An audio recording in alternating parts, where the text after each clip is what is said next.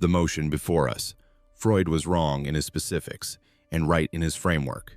The question is, which of those facts matters more?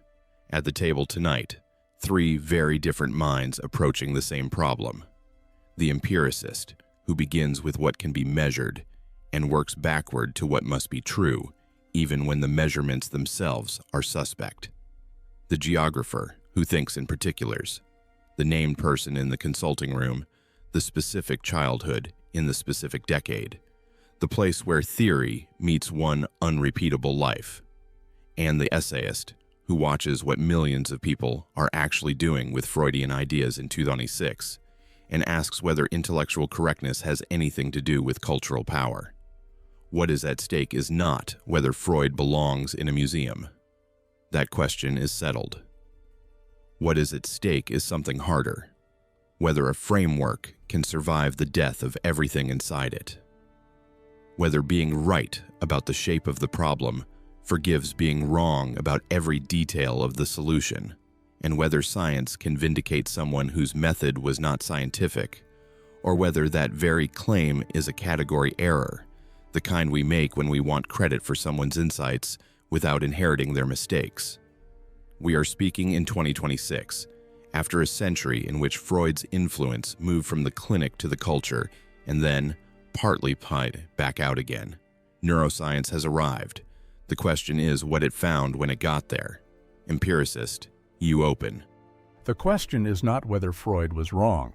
The question is whether being right about unknowability counts as being right about anything at all. Start here. What does it mean to vindicate someone's framework when that framework made no testable predictions? Cognitive neuroscience operates by falsification. You propose a mechanism. You specify what would disprove it. You run the experiment. Freud's method was the opposite.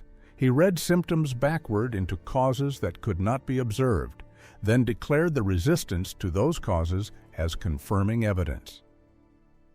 That is not a framework that survives contact with data. That is a framework that survives by avoiding it. Take the claim that childhood experience shapes adult psychology. True, but in what sense is that Freudian? The Jesuits said it in 1540.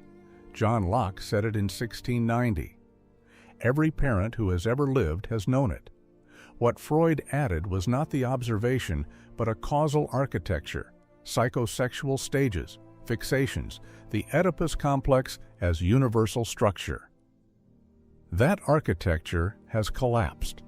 Developmental psychology finds sensitive periods, yes, but they vary by domain, by culture, by individual temperament in ways Freud's stage theory cannot accommodate.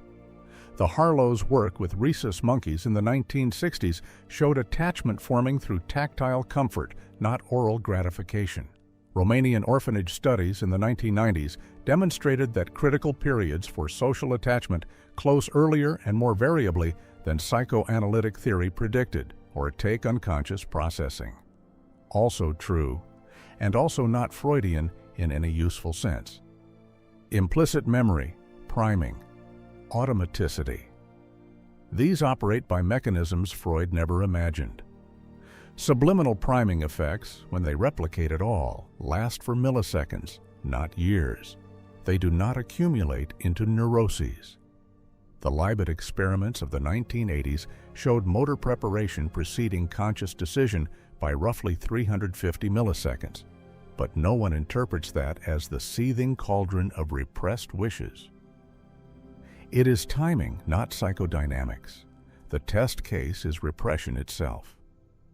If motivated forgetting works the way Freud claimed, trauma victims should show systematic memory loss for the worst events. What we observe is the opposite: intrusive, involuntary, hyper-accessible recall. The cognitive mechanism is retrieval-induced forgetting for competing details, not repression of the core event. That is not Freud vindicated. That is Freud replaced. Here is the falsifiable claim. Show me one clinical outcome that improves because the therapist believes in Freudian mechanisms rather than simply providing empathic attention and narrative coherence. If the framework matters, that difference should be measurable. It is not. The closest anyone has come to isolating a specifically psychoanalytic effect is the Shedler meta-analysis of 2010. And what it found, carefully read, is that longer treatment with an attentive listener produces durable change. Nothing in those effect sizes requires believing in cathexis. The mechanism, where we can identify one, looks like what Jerome Frank called common factors in 1961: hope, relationship, coherent explanation. Freud provided an explanation that felt coherent. So did the humoral theory of Galen. We do not credit Galen with neuroscience because his patients sometimes recovered. I put this directly to the essayist, whose position I anticipate. If the framework is what matters, name one prediction. It makes that a non-Freudian framework does not equally make one clinical move, one interpretive commitment, one therapeutic choice that follows from the theory and not merely from ordinary human attention. If you cannot name one, you are defending a monument, not a method. The empiricist is searching for Freud's ghost in the neuron and the fMRI scan, and is quite right not to find it there. The error is in the search itself. A theory of history and memory is not a theory of synaptic function. To look for it, there is like trying to understand the logistics of the Normandy landings by studying the metallurgy of a single bullet casing. The scale is wrong. The Freudian framework becomes visible not at the level of the individual mind, but at the level of the city, the region, the nation-state. These entities have childhoods, they suffer traumas, they enact compulsions. Their unconscious is not a set of repressed wishes, but something far more tangible. It is called infrastructure. It is the street grid that locks in the patterns of a forgotten economy. It is the empty factory that still organizes the imaginative life of a town. Consider Anya, a software developer in Łódź, Poland. She works in a beautifully restored 19th century textile mill, all red brick and cast iron, now repurposed for the digital economy. Every morning she walks past the derelict husks of a dozen other mills, monuments to the city's traumatic deindustrialization after 1989. Her parents lost their jobs in that collapse. Her grandparents remember a different trauma, the city's near-total destruction in the Second World War. Łódź had its industrial childhood from the 1820s onwards, a chaotic, violent, stupendously wealthy adolescence. Then came a century of shocks. Anaya's own life is a success, but the city she lives in is trapped in a narrative of loss. Its physical body tells a story of a glorious past and a diminished present. This is the city's repetition compulsion. It keeps trying and failing to become what it once was. Anaya's success feels, in this context, almost like a transgression against the city's identity. The story is not in her head, it is in the asphalt. This is what a development trap feels like from the inside. Whether this dynamic is driven by an Oedipus complex is an absurdly irrelevant question, but the framework, that a buried history shapes present behavior in ways the actors do not consciously understand, that we are scripted by events we never personally experienced, is the most powerful explanation we have for why some places and some people never seem to get free. The framework is not wrong. It is simply written at a scale the clinic cannot contain. Both the empiricist and the geographer treat the framework as an explanatory instrument whose value must be settled by whether it still maps onto observable mechanisms or larger historical patterns. Neither pauses to ask what happens when that instrument is detached from any claim to accuracy and used instead as raw material for self-description. What millions are doing supplies the relevant evidence. Across high-income countries, the share of adults who describe their difficulties in the language of buried motives and formative early scenes has risen steadily even as formal psychoanalytic treatment has shrunk. In the United States, for example, the proportion of people who report having discussed childhood issues or unconscious patterns with a therapist or coach in the previous year now exceeds the share who receive medication for the same complaints. Parallel growth appears in the consumption of long-form autobiographical podcasts and memoir sales, categories whose dominant subject is the reconstruction of personal history as causal narrative rather than symptom catalog. These practices do not require the Oedipus complex or the hydraulic model. They require only the premise that an authoritative story about hidden influences can be purchased, performed, or posted. The pattern is therefore not vindication at any scale. It is extraction, a market in which the framework's remaining utility lies in converting ordinary unhappiness into a story that can be told to a paying audience or an algorithm.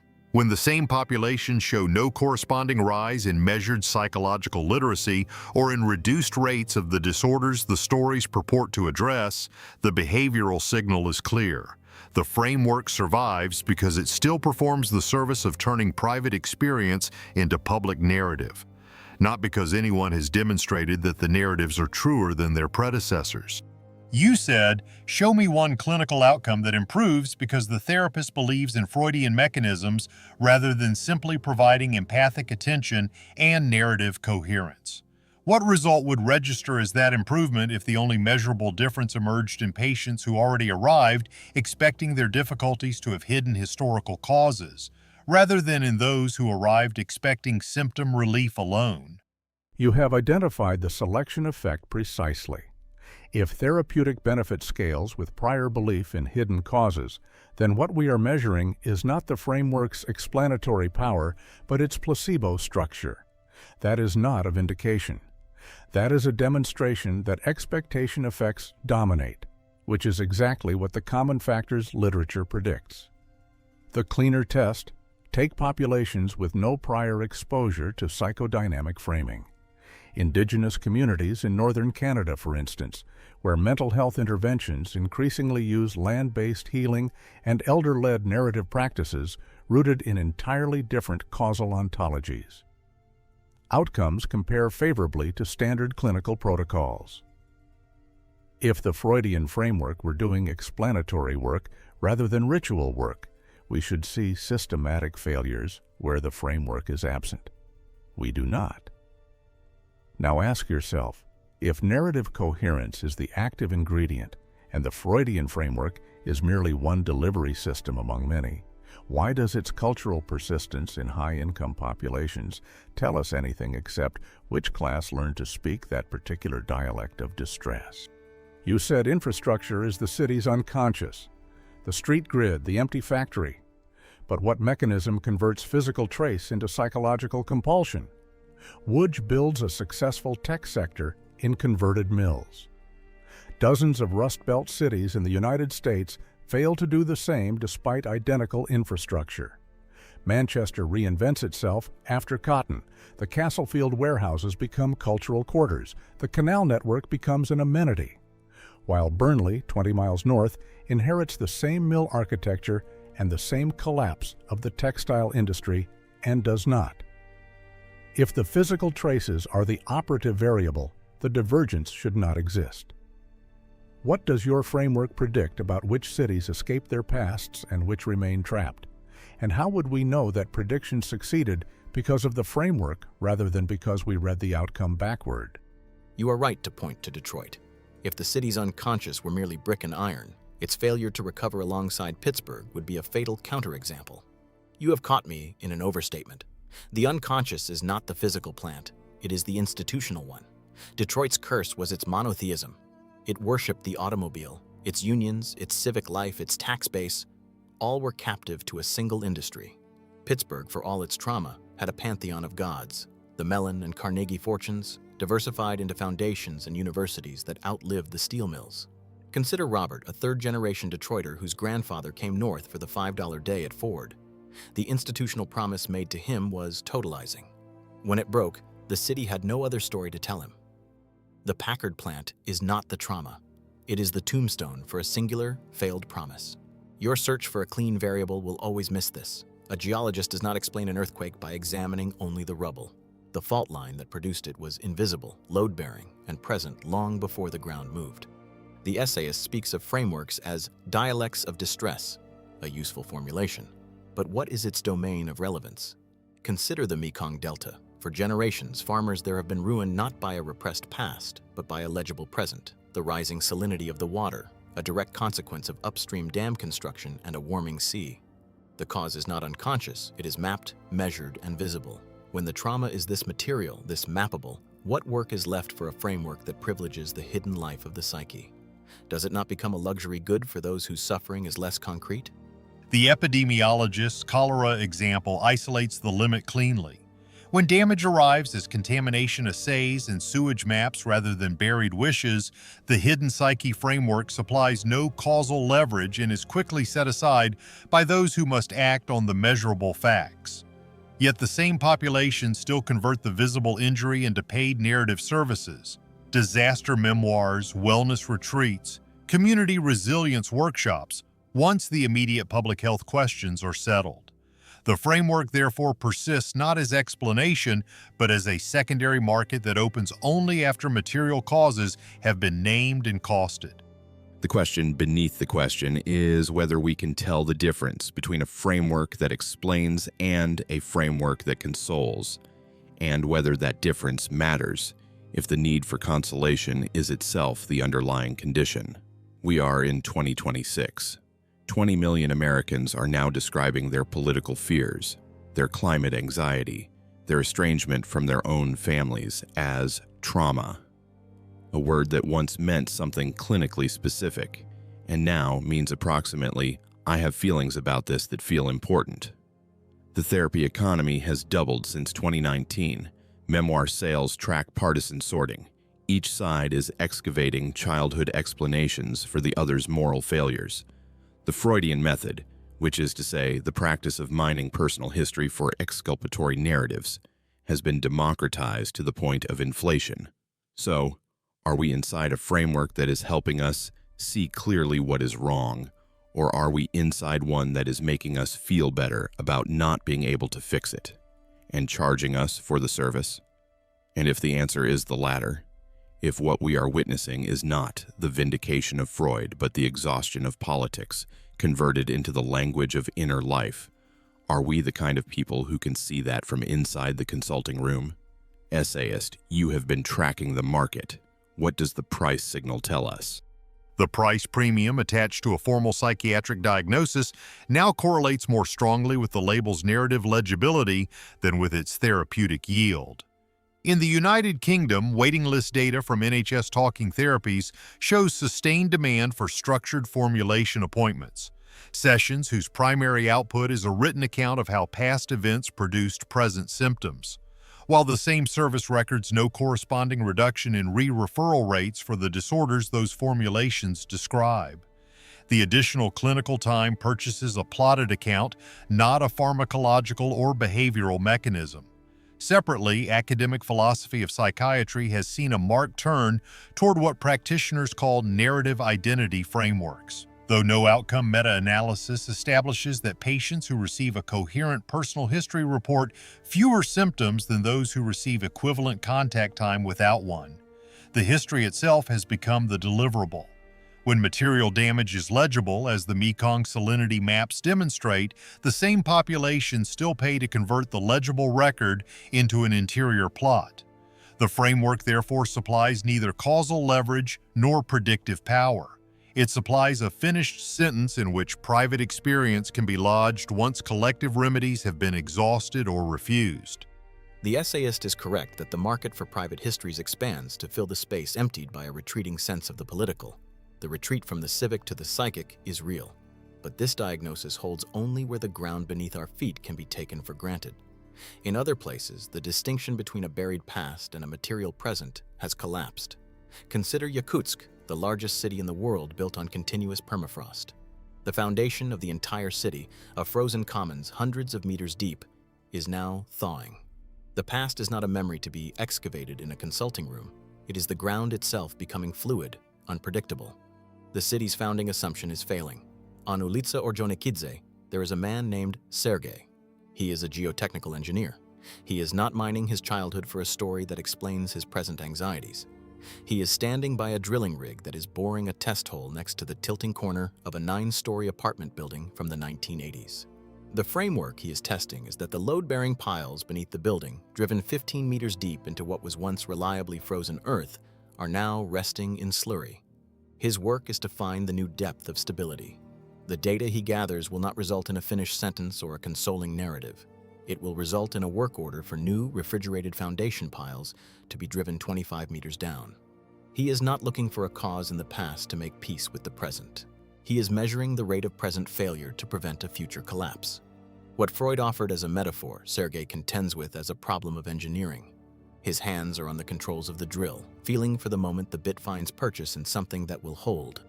The replication crisis in psychology has concentrated on small effects and publication bias. The larger failure is structural. We built an entire research program around states we cannot reliably induce. Consider the Adverse Childhood Experiences Study. Kaiser Permanente, 1995 to 1997, 17,000 participants. It demonstrated dose-response relationships between early trauma and adult health outcomes.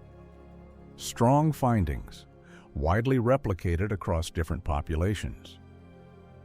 What it did not demonstrate, that therapeutic insight into those experiences improves outcomes more than social support, economic stability, or simply time.